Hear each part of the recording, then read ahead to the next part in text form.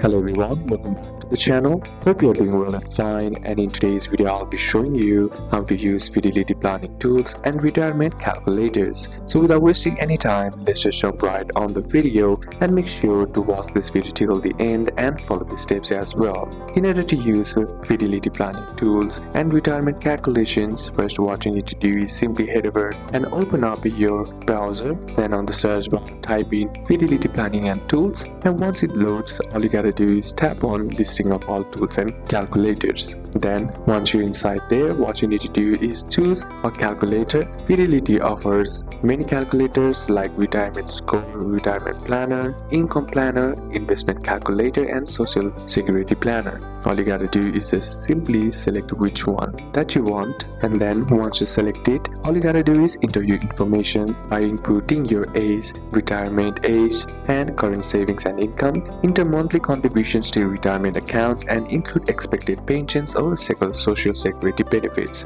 The next step is to review the results.